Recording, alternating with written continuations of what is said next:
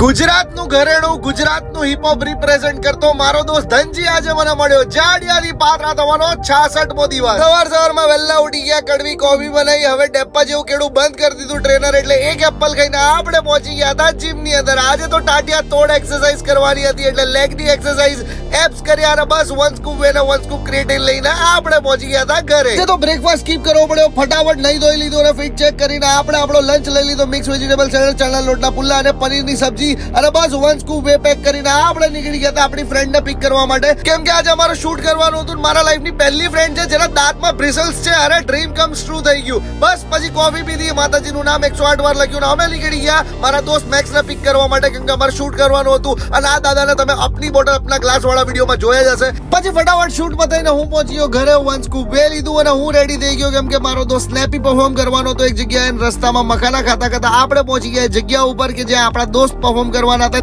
અને ત્યાં હું પોતે પૈસા આપીને ગયો હતો, ફ્રીમાં નતો ગયો, કેમ કે દોસ્તોને સપોર્ટ કર્યો તો પૈસા આપીને જવું પડે. પછી ત્યાં બહુ બધા ફેન્સ મળી ગયા, એમની જોડે ફોટો પડાવ્યો. ત્યાં ધનજી પણ મળી ગયો, એ પણ મારો ફ્રેન્ડ જ છે. પછી એ બેવનું પરફોર્મન્સ જોયું અને આપણે નીકળી ગયા ઘરે. ઘરે પહોંચીને 200 ગ્રામ પનીર લઈ લીધું, 100 ગ્રામ રાઈસ લઈ લીધા, સલાડ પતી ગયું એટલે મમ્મીએ કીધું આજે આટલું જ ખા. પછી બસ આપણે નીકળી ગયા આપણા દોસ્તો જોડે ઉનો રમવા માટે. ત્યાં ઉનો રમ્યા અને પછી બસ આ જ રીતે દિવસ પતાવ્યો. તમે ફોલો કરો લ્યા.